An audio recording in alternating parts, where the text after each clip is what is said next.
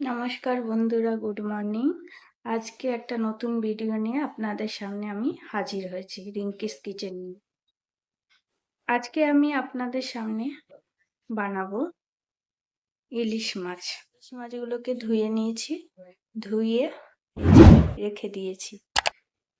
দেখুন ইলিশ মাছগুলো একদম টাটকা, এখন বাজার থেকে নিয়ে এসেছি, কাটিয়ে নিয়ে এসেছিলাম, ধুয়ে নিয়েছি। এবার এটাকে বানাবো। আমার সাথে দেখতে থাকুন রিঙ্কিস এভরিওয়ান। আজকে আমার শাশুড়ি মা সর্ষে ইলিশ, সর্ষে পোস্ত দিয়ে ইলিশ ভাপা বানাচ্ছে। দেখুন, কড়াইতে তেল দিলাম, তারপরে কালো জিরে ফোড়ন দিলাম, তারপরে মাছের মধ্যে হলুদ, কাঁচা মাছে হলুদ আর সর্ষে, লঙ্কা, কাঁচা লঙ্কা, পোস্ত একসঙ্গে বেটে রেখেছি, সেইটাকে মিলিয়ে দিলাম। সেইটাকে মিলিয়ে দিয়ে মেখে নিলাম।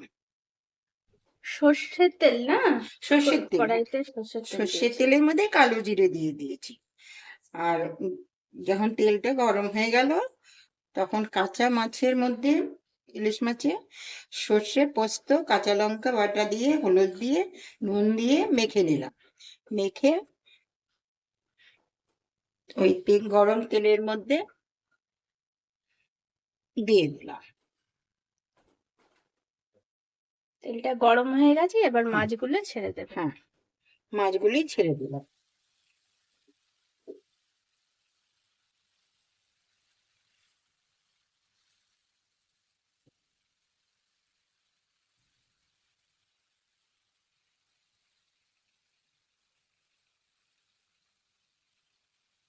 মাছগুলি ছেড়ে দিয়ে তারপর অল্প সামান্য জল দিয়ে ওই বাটি ধুয়ে নিলাম।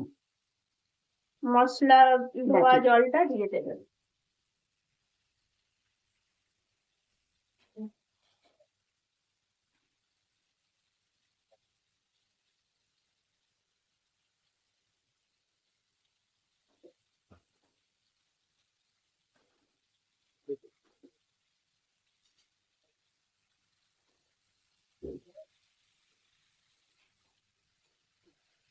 একটু সামান্য একটু নেড়ে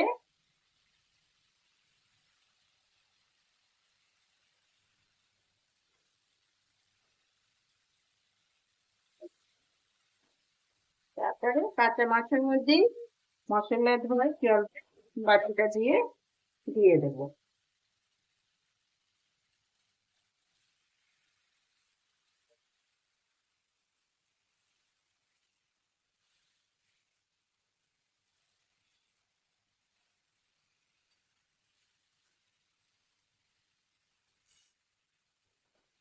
আঁচটা কমিয়ে দেবো, এটা কম আঁচের মধ্যে সিদ্ধ হবে।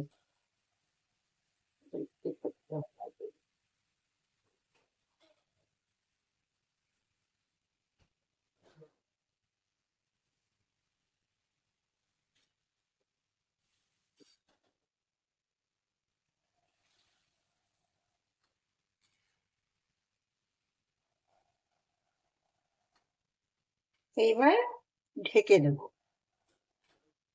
আজ হিট একদম কম করে দেবেন, একদম কম ঢেকে দেবেন। মাছ সিদ্ধ হয়ে যাবে, কমপ্লিট রান্না। হ্যাঁ, এখন একটুখানি কাঁচা তেল ওর মধ্যে দিয়ে দেবেন।